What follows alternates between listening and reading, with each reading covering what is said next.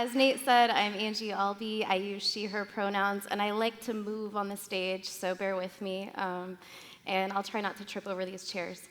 I'm the manager of the Oregon Psilocybin Services section, and my role is to lead the implementation of Ballot Measure 109, and also support the amazing team of people making this a possibility in Oregon. So it's wonderful work, and very honored to be here today. I want to start by saying there's so much to say, and I could talk for hours, and so I'm going to really try to break it down today and share with you some really important values about our work. First of all, the Oregon Psilocybin Services section is housed within the Oregon Health Authority. And the Oregon Health Authority is the state agency that oversees many health programs, so behavioral health, public health, and also the Medicaid program. You might have heard of the Oregon Health Plan. We are also part of the Public Health Division at OHA, and the Public Health Division is responsible for protecting and promoting the health of all Oregonians in the communities where they live, play, work, and learn. So many pieces to that, and the Public Health Division does so much work. We have over 125 programs, and we also support over 60 advisory boards, committees, councils, and task forces. So it's an incredible body of work. We're also a part of the Center for Health Protection, and the Public Health Division has 3 centers. So I think it's important to orient you to where we're located and really attune you to the values, because that's where we align our goals and the goals of our work. So to start off, the Oregon Health Authority learned a lot after COVID response. It was really clear that Black, Indigenous, people of color, and tribal community members were struggling with access and experiencing discrimination and bias and harm and violence, and that the health impacts were very clear and couldn't be ignored or denied any longer. We also needed to acknowledge the failure of government in providing services and support to communities around the state. So our agency went forward, and we created one single overarching goal for our strategic plan to eliminate health inequities by 2030. We know that that's a really ambitious goal, but it does lay a framework, and a framework which we are laying for every single program in our agency. And so that's important for all of you to know as we talk about centering equity and talking about ensuring that people are able to participate as licensees and also as clients with psilocybin services. I also want to mention the State Health Improvement Plan, Healthier Together Oregon 2020 to 2024. We also align our goals to the SHIP, that's what we call it. And it's an incredible body of work that's supported by the Public Health Division. Over 68 organizations were represented, and hundreds of people throughout Oregon and communities throughout Oregon participated in creating the State Health Improvement Plan. It actually came forward with 5 important priorities, and you can see them listed here. I'm showing you this and mentioning this because all of these priorities are things that we're thinking about as we implement Ballot Measure 109. And we see ourselves in each one of these. We see how we can impact each one of these priorities with our work. So I just wanted to make sure you all understand the values as we move forward as a state agency and the acknowledgement of the failure of government institutions to serve people, as well as the commitment to keep working with community, to center community voices, and to make sure that people aren't left out as much as we can. I want to talk a little bit, if you can imagine, Measure 109 is a piece of legislation. It's codified in ORS 475A, and it's also a container. Imagine a container, and that is the parameter where our agency has statutory authority. So we can't go beyond that container. There's a lot of questions. Why this? Why this? It's because we have to work with what authorities we were given within that statutory container. The rules that we're working on, and you'll see if you go on our website, we're going through rules advisory committees now. We have proposed draft rules, and those are the kind of places that we go through, the network that we link to through that statutory container. It's a really important part of our work, and it defines how we're moving forward. So I wanted to mention quickly, I'm going to give you a quick refresher. Under Measure 109, clients can access psilocybin services. They don't need a prescription or a referral because this is not a medical or clinical model. That said, a client does have to go through a preparation session with a trained and licensed facilitator. In addition, psilocybin can only be consumed on site at a licensed service center in the presence of a licensed facilitator. And there is an integration session that will be offered to a client. I'll get into that in a little bit. But it's just important to understand the basic construct of Measure 109. And as you've heard, it's not a dispensary model. And although cannabis has really created a pathway and carved out a space for a lot of the work we're doing, it's very different. As you know, psilocybin is fungi. It's not a plant.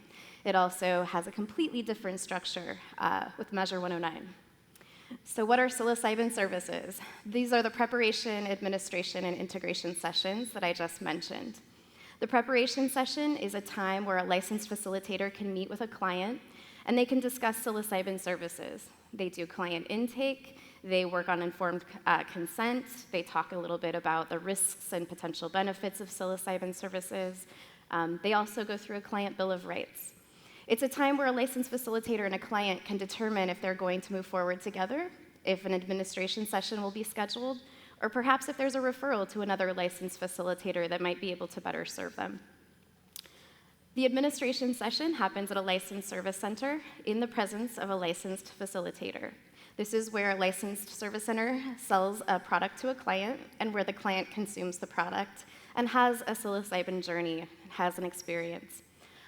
There will be, in draft rules, an amount of dosage that links to a minimal amount of time that client has to spend at a licensed service center.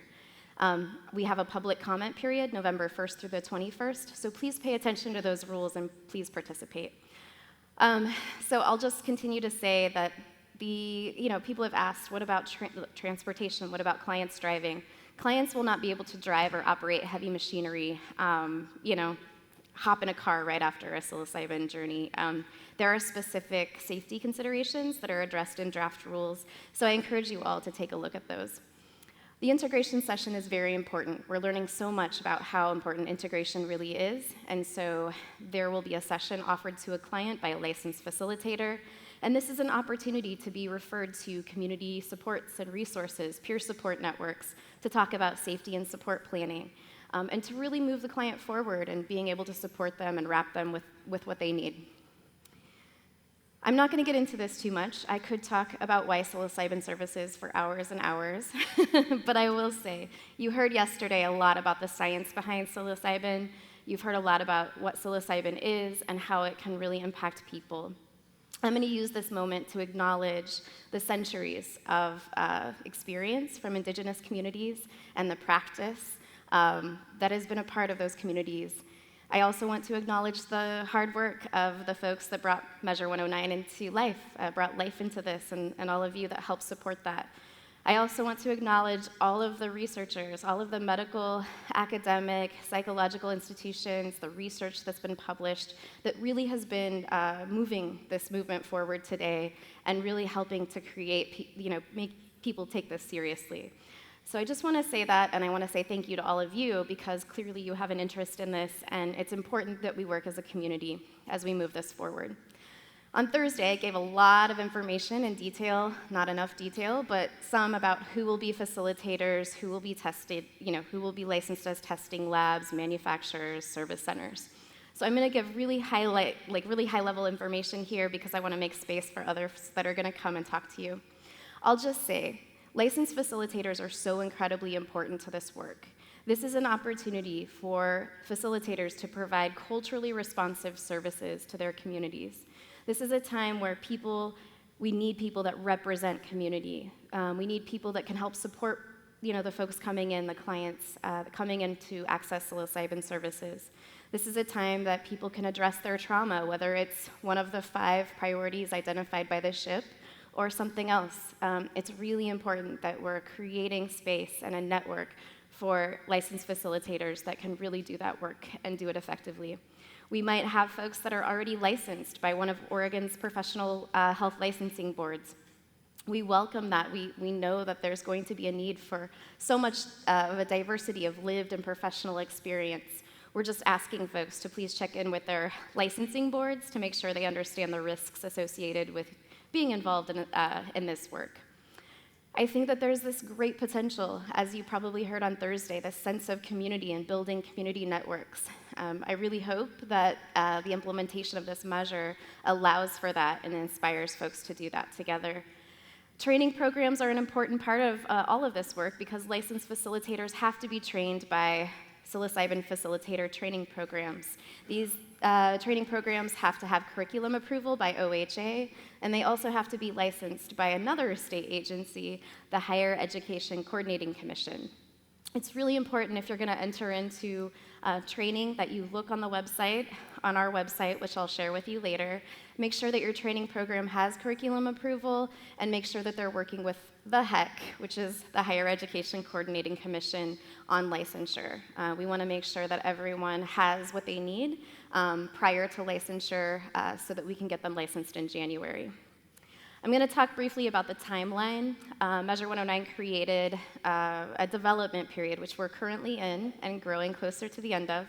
It started in January of 2021 and goes until the end of this year. We will be adopting rules for the implementation of this work, and then we begin accepting applications for licensure on January 2nd of 2023. I want to quickly share with you a number of challenges that it's important to highlight. I can't go into detail about these, but I do want to mention local governments have the ability to adopt ordinances to prohibit licensed manufacturers and service centers from operating in their local jurisdictions. It's really important to note that if you're planning to be licensed as a manufacturer or a service center, that you are checking in with your local governments and you understand the local land use and zoning laws, you understand if you're able to set up a business there. Those ordinances have to be referred to voters at the next general statewide election, which happens in November. Please pay attention to that. Local governments can adopt reasonable time, place, and manner restrictions and regulations. You heard about this on Thursday. The Emerge group was here and presented. I would just say it's really important that you understand if you're a service center or manufacturer that you're working with local governments and you submit a land use compatibility statement before you're issued a license by OHA. We're going to have a lot of opportunities to train you all if you want to be licensed. We do have the 4 license types: manufacturers, testing labs, licensed service centers, and licensed facilitators. There's some other challenges I want to talk about. This is a fee-based structure, so the cost of licensure fees have to cover the cost of our section's work. And I think we've heard a lot about this over the past couple of days, and I'll just mention that we're really dedicated to looking at ways to, we currently don't have the capacity to, but hoping that there's some dedicated funding to support licensees in affording their licensure fees, and also to support the folks that want to access services. And I know that there's great opportunities and supports that you've heard about already to do so. I hope that that continues, and I hope that we continue to have state-supported funds for this as well. There are a number of issues to talk about related to the cost of products and services. People have a lot of questions. We don't have the statutory authority to regulate the cost of any products or services, so it's important to remember that we just have to function in a fee-based structure, and that small businesses really set those fees and those costs outside of the licensure fees. There's a lot of public health and safety requirements. I want to talk about some of the decision-making that we have to make when we set up kind of the rules and adopt final rules for this work. Our state agency is guided by the Governor of Oregon, by our state agency director, by the Department of Administrative Services, by our public health director, by our center administrator, me as the section manager, the Oregon legislature, and all of you.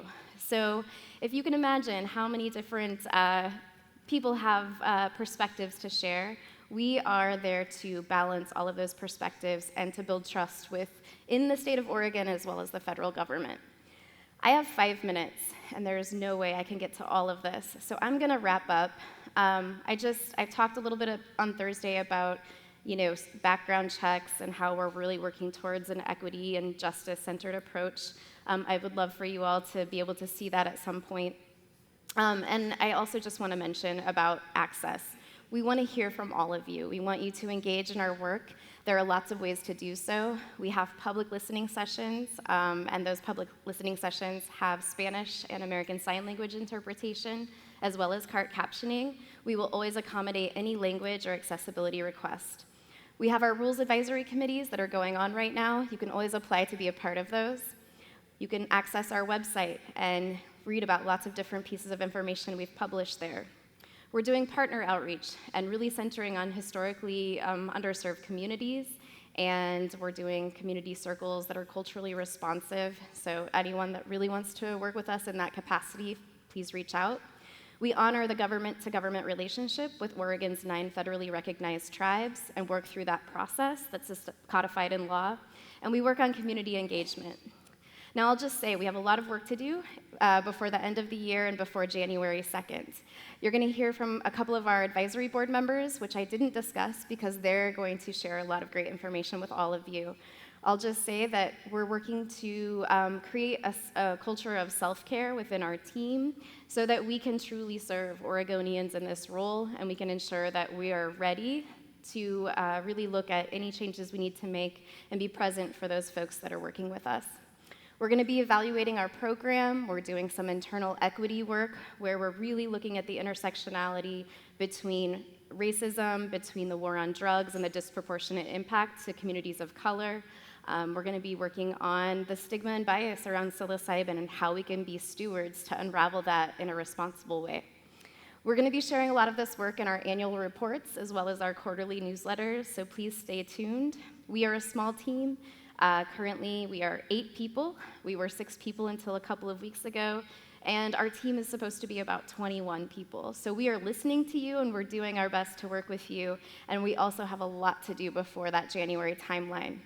We really encourage you to visit our website. I just want to say it's really an honor to be here. We do have a fact sheet posted on our website in English and Spanish, and I encourage all of you to review that. You're going to hear from Dr. ABBAS and Dr. UEHLING about the scientific literature review and some other really important work that the advisory board has done with our section, and I just really encourage you all to stay tuned. Thank you so, so much.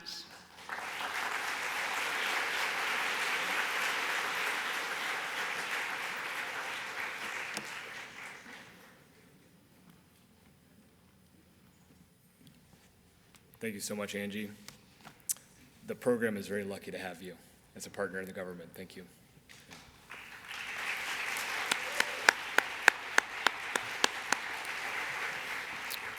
All right, next up, we have Dr. ATHEIR ABBAS. He is an assistant professor in the Department of Behavioral Neuroscience and in the Department of Psychiatry at OHSU, that's Oregon Health and Science University. He completed his combined MD, PhD training at Case Western Reserve University under the mentorship of Dr. Brian Roth, where he characterized the physiologic role of a molecular link between 5-HT2A receptors and glutamate signaling. So maybe you could speak a little bit about that so I understand what that is. I'm sure some people do. He then completed his psychiatry residence and postdoctoral research training at Columbia University. Since spring 2021, he has been a member of the Oregon Psilocybin Advisory Board, a governor-appointed board, serving as co-chair of the research subcommittee, vice chair of the board from April 2021 to April 2022, and now, thankfully, chair from April 2022 to current day. He maintains ongoing research interests related to psychedelic pharmacology and psychedelic effects on brain networks. And I'll also note that everybody on the advisory board is a volunteer. Thank you for being here. All right.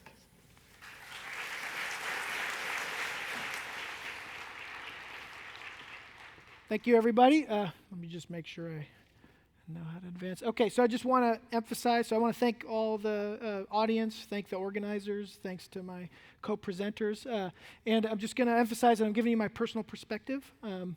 And so just real quickly, I'm going to focus a little bit on the process, how we got from Measure 109 to the Psilocybin Advisory Board's structure and function. I'm going to mention kind of what my main priorities are as I go through that, because I think that's important in terms of my chair priorities. I'm going to talk about one of the main work products of the Psilocybin Advisory Board, the Rapid Evidence Review, and I'm going to kind of spend the last little bit talking about something that's near and dear to my heart, just to give you a sense of how expertise has in psychopharmacology has helped inform OPAB recommendations and how it might do so further in the future.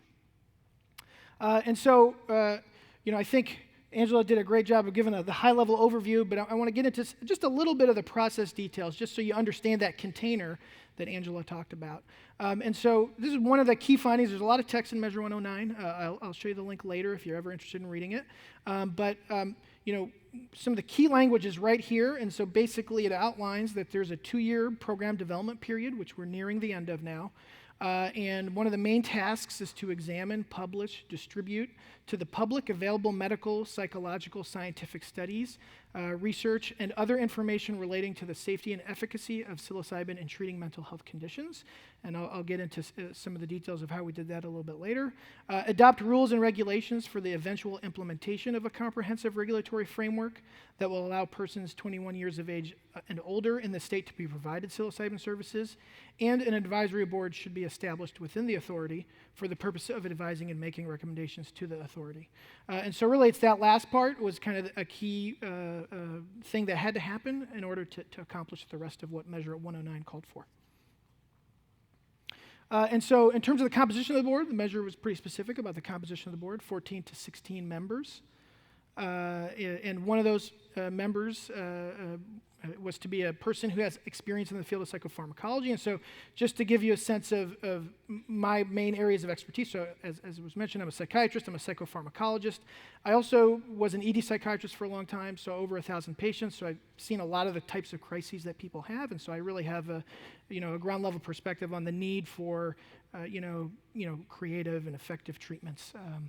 In terms of not only being a clinical and research psychopharmacologist, but really a psychopharmacologist is really focused on how psychedelics work. And so on the left, you can see the title of my dissertation work. And so we really focused on, let's see if I can get the, right here is the main site of action, 5-HT2A receptors of psychedelic drugs like psilocybin.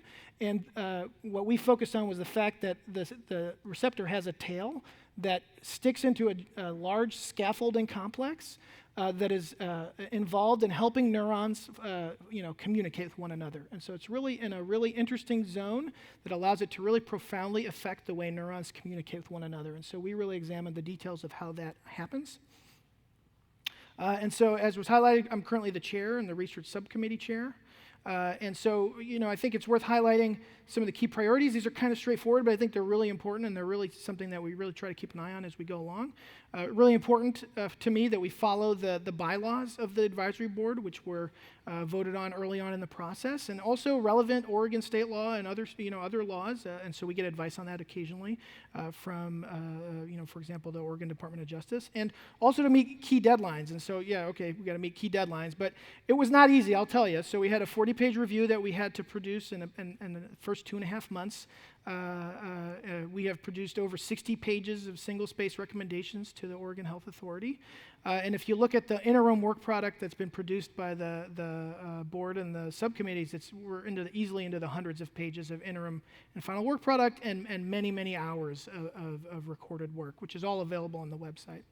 The other thing that's really important to me is to support all the board members in expressing their perspectives, especially when there's disagreement. So there's been times where there is pretty intense disagreement on some decisions, and that's where I think the strength of the board is the really diverse expertise that's on the board. And so it's been really important to me to really try to elicit as many perspectives as possible so that board members can really make informed votes. And finally, we're advising the Oregon Health Authority. The Oregon Health Authority is doing a lot of the hard work, and so I really want to try to maintain a collegial, collaborative relationship with folks at the Oregon Health Authority. To get into the process a little bit further, the Measure 109 outlines some of the duties of the advisory board. One of them is to provide advice to OHA. And to make recommendations about that evidence that I just talked about in terms of medical, et cetera, evidence and, conditions and situations where psilocybin might be helpful. As we went through the measure early on in the process, we were able to identify different sort of topic areas that were areas that needed substantial work. And so one of those was essentially research. And so we created a research subcommittee. And there are other subcommittees that came out of this sort of examination of the measure. So one of them is the equity subcommittee, production subcommittee, product subcommittee, which Jessie will talk about in a little bit, training and licensing subcommittees. And so all these committees did really important work. So there were 5 subcommittees. And so a lot of the, especially draft work happened in subcommittees. And so there's a lot of hard work that happened in those subcommittees. And so there's a home, as Angela mentioned earlier, there's a homepage on the OHA website that really has a lot of this information, including dedicated websites for each of the subcommittees, recordings of all the meetings, and published work product from all those meetings. And so, the research committee was really tasked with reviewing and summarizing important research and other information that could inform the board and the public. And so all that information that's been generated is available on that website. The equity subcommittee develops equity-focused recommendations and reviews and revises those recommendations from other subcommittees. The licensing subcommittee, tackled a lot of the questions around how will facilitators, service centers, and producers be licensed, and so a lot of those initial draft recommendations went up to the board and then are now either in rule or draft rule. And product subcommittee, which Jessie will talk about a little bit more, thought deeply about how psilocybin products should be regulated. And finally, training subcommittee tackled the questions around how facilitators become certified. And so I'm going to get into one of the parts of that process that I was most deeply involved in was a research summary that was sort of part of the statutory requirements of Measure 109. So there was a specific clause in the measure that sort of set a deadline to produce a summary of medical, psychological, scientific studies, research, and other information relating to the safety and efficacy of psilocybin. And so we chose to do what we called a rapid evidence review. And so we're indebted to Dr. Todd Korthus, who is the co-chair of the subcommittee and a board member, who really, I think, led the initial, framing of how we were going to do this. And so he really helped settle the methodology and did a lot of the work with me in co-editing the report. Also would like to mention all the co-authors. So we really divvied up a lot of the work, and everybody wrote different sections. So this includes Angela Carter, Thomas Jean, Rachel Knox, Ali Hamadeh, Chris Stauffer, and Jessie UEHLING were all involved in writing the report. And we were advised by Roger Chow, who's a professor at OHSU, does a lot of these types of reviews, and he really helped us sharpen our key questions and how we were going to go about doing this on a tight time frame. And so we did what was called a scoping review. So this is a particular type of review. It's a sort of exploratory review rather than a systematic review. It addresses broad questions. It uses a established review methodology, which from the World Health Organization. And we had a research librarian who was very experienced use a search strategy based on key questions that we developed around psilocybin, and that generated 632 citations, which we reviewed one by one and summarized, and a lot of those ended up, a large subset of those ended up cited in the report. And so the report's available on the website. It's very digestible, and so I'd encourage you, if you're really interested in a kind of really a lot of background on what we know about psilocybin in humans in the scientific literature, it's really a great thing to read. There's also a summary portion, which is 1 to 2 pages, which is very digestible as well. And so I think you've probably already heard this many times, but one of the really top level findings is that there is strong evidence that psilocybin 1 to 2 doses in the 20 to 30 milligram range is effective in reducing depression and anxiety. There's strong evidence that psilocybin increases spiritual well-being. Study participants generally rate their experiences as meaningful. Adverse effects are typically mild and they are transient, so things like brief nausea. And longer-term side effects are very rare. So, very occasionally a study participant had a prolonged worsening of depression or anxiety, but these were very rare events. And there were well-established screening practices, deciding who's suitable and who's not for clinical studies, but there really weren't tools for helping identify individuals in the community who are most likely to benefit. So nothing that really could be easily translated to the Oregon model. And finally, psilocybin, unlike many other, psychoactive chemicals, is not associated with compulsive repetitive use. And so here's the link. I'll show the link again at the end, but if you ever want to read it, it is available. And so I want to end with a discussion of how psychopharmacology can inform implementation, because this is something that I'm very focused on, and I'll just give a couple examples of how what that might look like. And so this is so we're going to get into a little bit of science, just a couple slides. And so this is a plot which is really a summary of a lot of depression. All the depression studies, both in end-of-life situations and non-end-of-life situations, and each circle represents data from a study. And basically, the further it is away from 0 down here, the larger the effect on depression, a positive effect. And typically, in terms of numbers, once you start getting near 1, you're talking about a large effect. And when you get below 1, you're talking about a really large effect.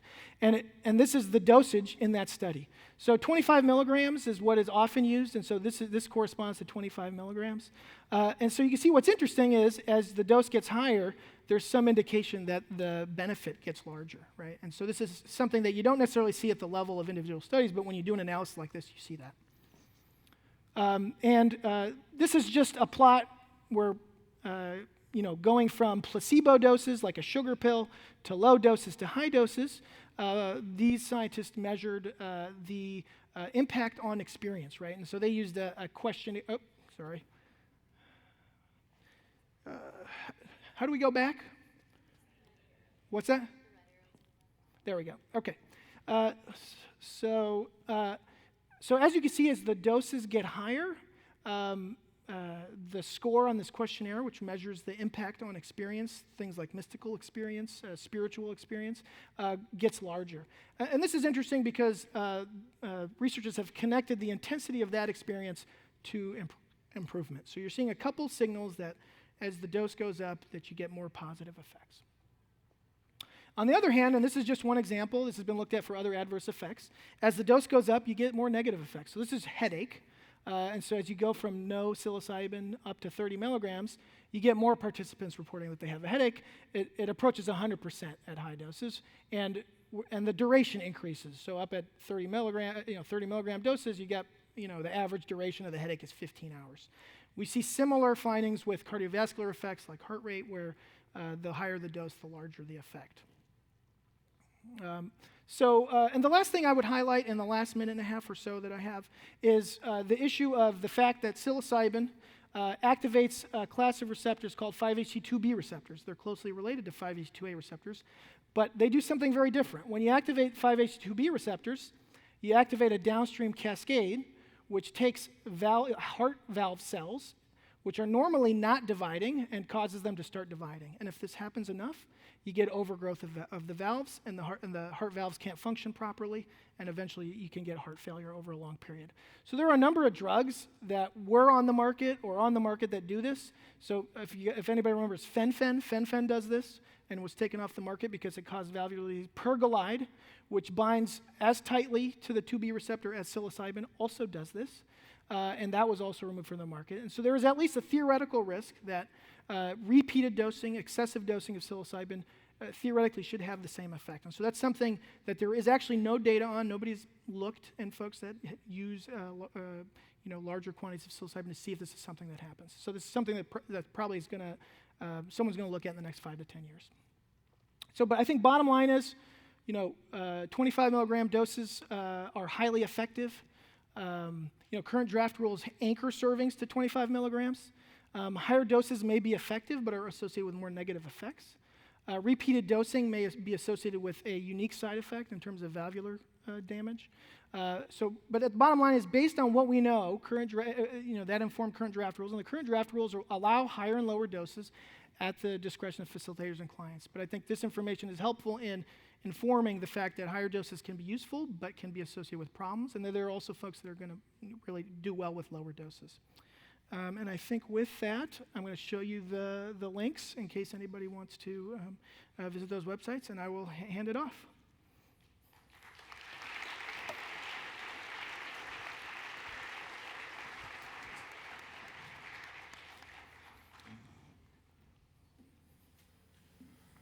Thank you, Dr. ATHEIR. Heartfelt, brilliant nerds are the best. Hopefully that's okay for me to say. As a quick reminder, the panel, which is assembling, will be able to answer questions if you would like to ask them by scanning the back of your badge, tapping the orange button, asking the question. I saw some questions have already been asked. They got like 14 upvotes, so those probably will be some of them. But if you want to ask more, go ahead. I have the pleasure of introducing Dr. Jessie UEHLING. Jessie has intersecting passions in fungal biology and mental health. She is a mycologist for the Oregon Psilocybin Advisory Board and an assistant professor of fungal biology at OSU, that's Oregon State University. Jessie is a world expert in fungal, let's see if I can get this right, metabolomics. Did I nail it? Okay. Some like words I'll see and I know it, but then I say it, there you go. Genetics and evolution. In addition to extensively publishing her mycological research publications in top-tier journals, she is also the recipient of several prestigious grants and awards. And I also know all of this to be true because I follow her on Twitter. It's very fun and also deeply nerdy and very interesting. Welcome to the stage, Dr. Jessie.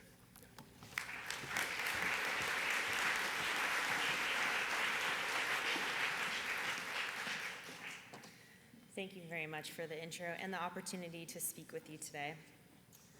So like he said, I'm a professor at Oregon State University and also have had the pleasure of being the mycologist on the Oregon Psilocybin Advisory Board, as well as the co-chair of the board recently and the chair of the product subcommittee, which is what I'm going to talk about today. So my talk essentially has two halves. The first half is functioning of the product subcommittee, so I want to talk about process of how we came to the decisions that we've made so far.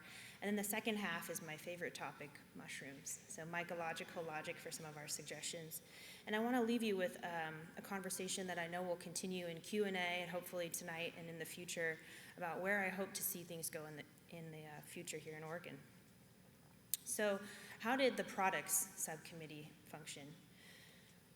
You heard from Angela and ATHEIR that our full board is comprised of a group of experts from OHA and topical experts, and then it was subdivided into the following subcommittees.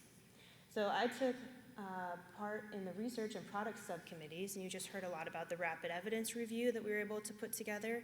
I encourage you to check that out. And I'm going to talk the most today about the product subcommittee, which I chaired.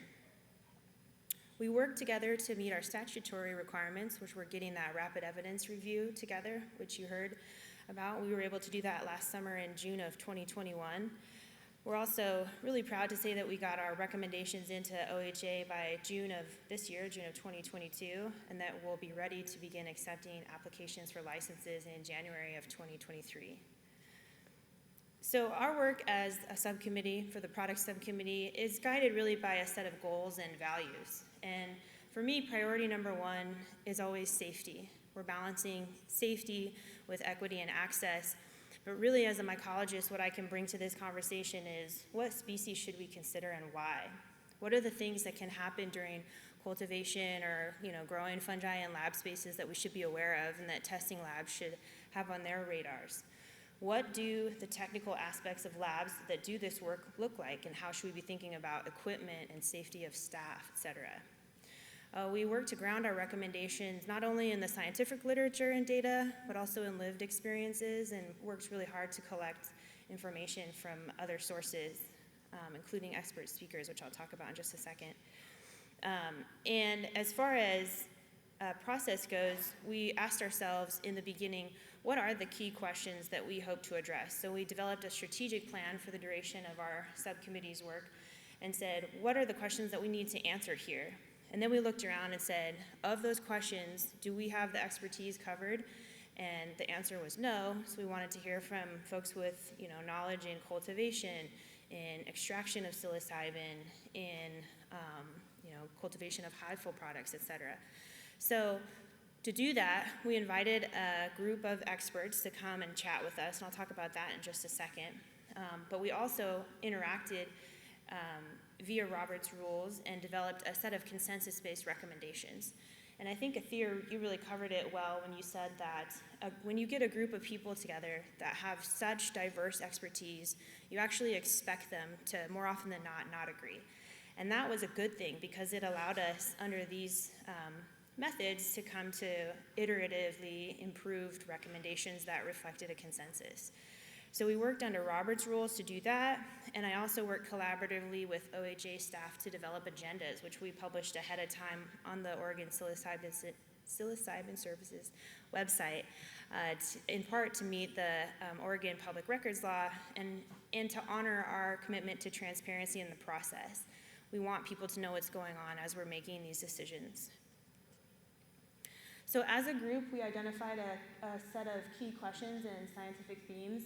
And then what we did is work together with the OHA to develop a process for inviting external speakers. So we brought in, for example, Felix Bly, who is PhD work, developed the logic for the biochemical synthesis of psilocybin, to come and talk with us, and a few other topical experts in those listening sessions that I mentioned.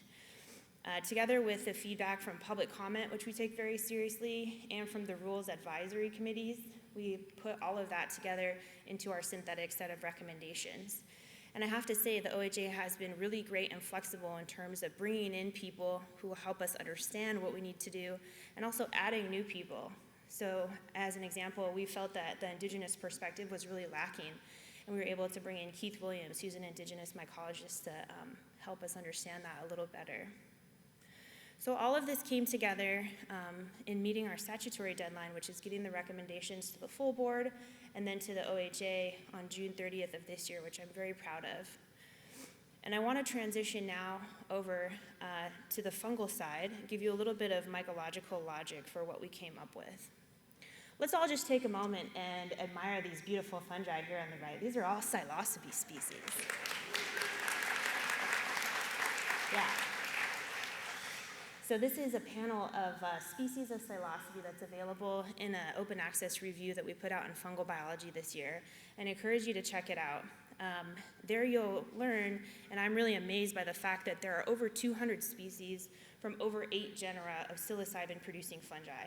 That's a lot of different mushrooms to choose from. And so we landed on one. I'm going to talk to you about that in just a second. But there's a huge amount of molecular and also biochemical diversity out there. It's profound. So we've chosen to focus, at least initially, on Psilocybe cubensis, and I want to talk a little bit about why. And just as, by way of example, Psilocybe is the genus, so psilocybin comes from psilocybe. Scientists love to pick confusing words that sound similar. And cubensis is the species. You can see it here in this beautiful photo on the bottom right. Reasons for doing this. There's a long and safe history of consumption of this species. And if you didn't catch the talks yesterday, one of the key takeaways was that if you take a look at the isolates that are currently in cultivation, the large majority of them are varieties of cubensis. So there's no shortage of options of, to grow Psilocybe cubensis. The reason that we shied away from some of the obvious alternatives like Pacific Northwest natives are several-fold. So one is because the diversity of Psilocybe in the Pacific Northwest, which we sometimes hear called wood lovers, can cause a phenomenon called wood lovers paralysis. So this is a temporary loss in the ability to move legs and arms. And we don't yet fully understand the mechanism of how this happens. But could you imagine how traumatic that would be if you didn't anticipate that, and we don't want to do that. It's the opposite of what we want to do. So we decided to stay away from the wood lovers, and I'm going to show you some images of those wood lovers now. So here on the left, you can see Psilocybe azurescens, cyanescens, and elenii. And you can also appreciate the wood-loving aspect because they're all found on or near decaying wood. And I want to draw your attention to this species on the far right, which is Gallerina marginata. Look how similar they are. Golden caramel-colored caps, a little skirt or veil in the middle, dark-colored spores, slightly different. Gallerina marginata is a deadly poisonous fungus that lives in the exact same habitats, sometimes side by side, and has amatoxins, which are RNA polymerase inhibitors that can unfortunately kill you. So we really wanted to stay away from the wood lover species, at least initially, until we understand more what's going on with them. And just to kind of bring this home, I want to show you a map of distribution of those species in the Pacific Northwest. So this was made with iNaturalist data by Michelle Wiseman, who's a grad student in my group. And You see photo credits there in the bottom. So here are some of our Pacific Northwest species of psilocybes. And here on the bottom right again is Galerina marginata, which is the deadly fungus. And you can match the colored dots on the upper left of each panel to where they've been observed on the map here. So basically, anywhere you see overlap in the red dots and any other color are places where these two species grow side by side and could easily be confused even by experts because of how visually similar they are. So a little bit about the amatoxin that Galerina makes. It's there in the middle. It's a huge macromolecule, and it's produced by, some but not all of the Galerina species and their relatives. Again, it's an inhibitor of RNA polymerase, and if you ingest Galerina even accidentally, unfortunately, it could be a toxic event. So bringing it back home, our primary goals are safety, consumer safety, and we just wanted to make sure that, at least initially, we focused this program to make sure that all outcomes are positive for individuals seeking healing because we all deserve that. Speaking outside of my role as an advisory board member, the things that I personally hope to see in the future are a discussion of increasing the allowable fungal species. As you heard, there are a lot of options out there, and I think that there are some subtle considerations that we need to include in those discussions, including the long history of indigenous usage and their perspectives on which species we might choose or not. I know that myself and many other researchers are interested in taking on some of the work that needs to be done in our lab spaces, and I hope that there's more support for permitting and more opportunities for federal grants in this space, because that's what it's going to take to move the needle forward on that front. And then, of course, the continued inclusion of really diverse perspectives when we make the next set of tweaks. So it's going to be really interesting to see things roll out. Of course, it won't be perfect. We need to change things, and I hope that we can do that by considering the voices of all peoples. And to me, an in particularly important focus there are underground practitioners and indigenous folks. So with that, I want to leave you with the Oregon Psilocybin Services website that you've been hearing so much about. That rapid evidence review is there, as well as a link to the review paper from my group on the diversity and history of psilocybin fungi. Thank you very much for your attention, and we're looking forward to taking your questions.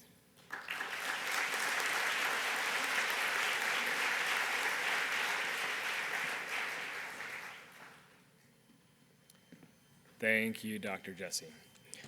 I'd like to invite Brother Tom back up to the stage for our panel Q&A. We have some really great questions for the panel. But first, a few notes. I've experienced wood lover's paralysis before. It was very strange. Thank you for yeah.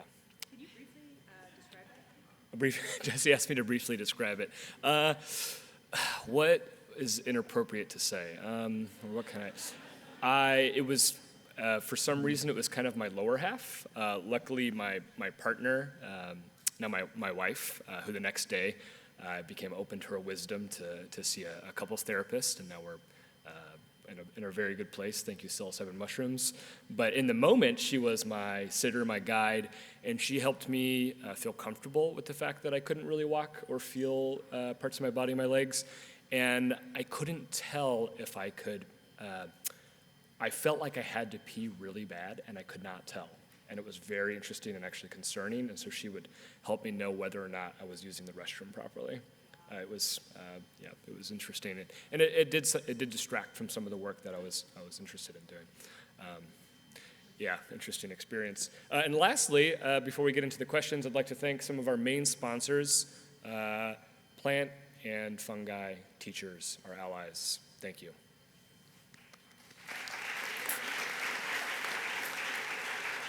All righty, here we go.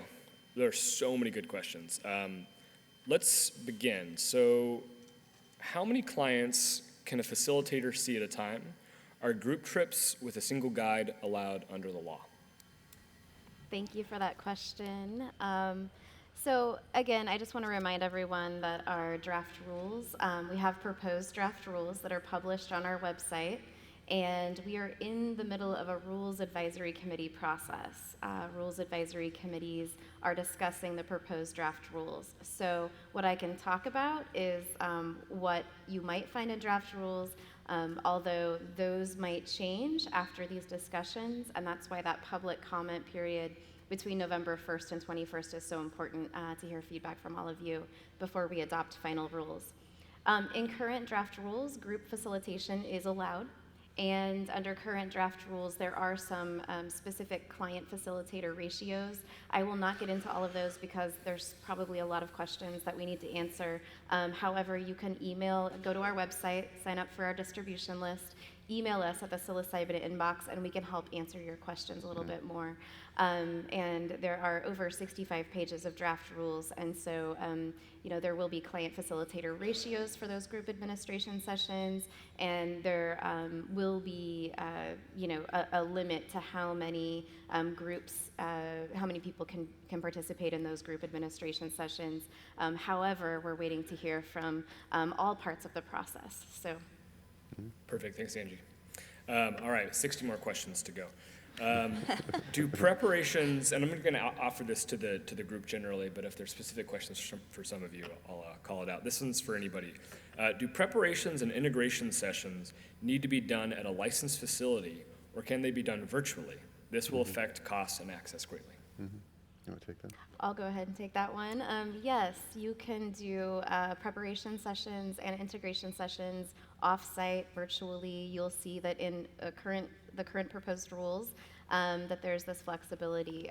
However, so the psilocybin journey has to happen at a licensed service center. So we are trying to recognize accessibility needs and really take a look at the potential cost as we drafted those rules, and also at the advice of the advisory board and their recommendations.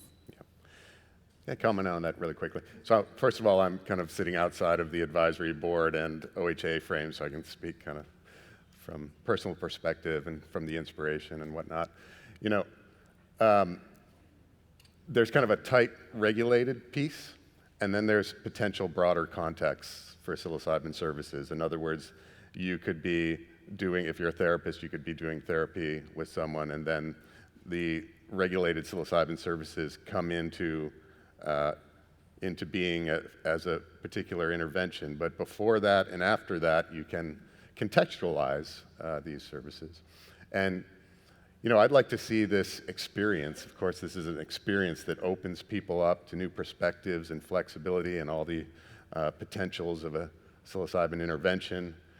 That opens people up to a broader support network of integration. And I think this is really exciting as this whole program develops, and more broadly, how Oregon holds this program, how we see developing kind of as a community integration services that the regulated frame kind of passes off to. And there's so many potentials there. Integration is kind of an interesting word. It's not like a clearly defined clinical word or anything like that. There's a lot of ways that you can contextualize your experiences that may be unique to your journey, right?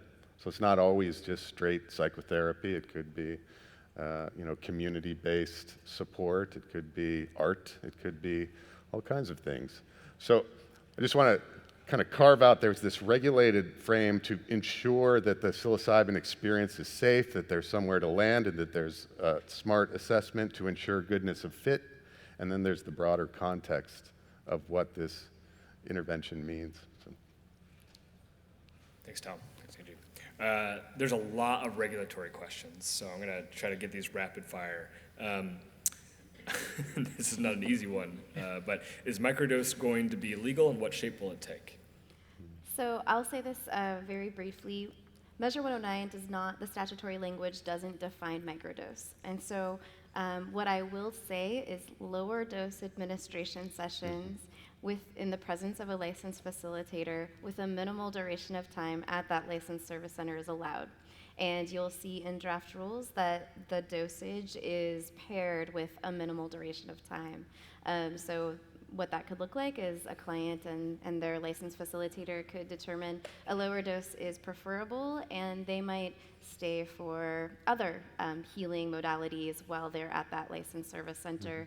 And again, the public comment period and the Rules Advisory Committee processes will inform kind of the appropriateness of those durations that we put in to the proposed rules.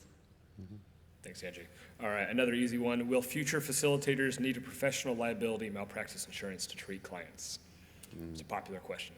It's a great question. Insurance, banking, 280E, these are all issues we discussed on Thursday, and I will say that we understand the challenge. The agency understands the challenge and the obstruction of being able to access liability insurance. And so please take a look at draft rules for the requirements of licensees. And I will say that while there is a big movement of great people trying to work to solve to these issues, they are issues that might affect licensees for a while. So we're mindful of that and trying not to create obstacles for this work. Some of the ways that we've addressed the liability concerns are in the draft rules. So you'll see that this is woven into the draft rules to help really shape what is this specific licensee and what are they responsible for, a service center versus a licensed facilitator versus a permitted worker, perhaps, that works in a service center or manufacturer site. So hopefully that's helpful, and again, check those draft rules out and please provide feedback. Thanks, Angie. Question from Anonymous. Where is the mushroom grower farmer community, especially women in farming who are excited to pioneer such a powerful product to the community with love? Great question. I think I could take that one. We did hear from a number of folks with expert knowledge in that realm during public comment, but we always invite everybody to come to the meetings. Please listen in, please add your comments, apply to sit on the rules advisory committees. We welcome that voice. We know that that knowledge exists, and we're very interested in diversifying the pool of opinions that we collect. So it's out there. We know it's out there. Please contribute. Thanks, Jessie. I love this question. This is interesting. When will we hear from the HEC? The HEC is the Higher Education Coordinating Commission, which is housed within the Department of Education in Oregon. It's a great institution. It's looking out for students and to ensure that private schools are above board and proper. And I'll answer it very quickly. The HEC is actively working with all training programs interested in becoming licensed. And once you submit the application, which Tom and I recently worked through, which was a pretty mega project, they then work with you on a pending approval letter and give you vague timelines, but are always trying to be helpful. So I don't really know, but hopefully soon. Angie, go ahead. I just want to say we are working on a training program licensing and compliance case management system where applicants for training programs, once their curriculum is approved by OHA, they can go in and download their forms to make it easier to send those forms over to the HEC. So we are working on ways to partner to make this process easier for all of you. And Tom, I don't know if you've got anything to say from your experience. Yeah, I mean, so the Department of Education kind of showed up in the 11th hour and kind of took us by surprise that we would need to go through this extensive process to get licensed by the HEC as training programs, because in the measure we had written in that these programs would be approved by the Oregon Health Authority, and there's a process there that we kind of all kind of considered to be the process. So we were all kind of like it caught us off guard a little bit. But you know what? Now that I've gone through it, and it did cause some delays, but I'm really actually happy about it now, because think about the legitimacy, first of all. These training programs, these first ever psychedelic training programs that lead to licensure are now going to be licensed by the Department of Education, approved by the Oregon Health Authority, and that application process really laid out what it means to create a solid school.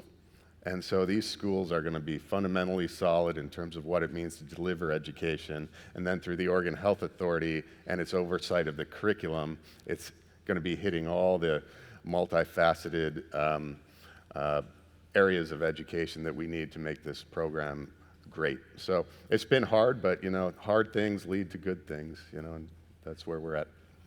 The Oregon Health Authority, the HEC, the community of training programs, everybody has been really awesome in making it work and collaborative. It's a really great spirit. All right. Maybe this one's for ATHEIR.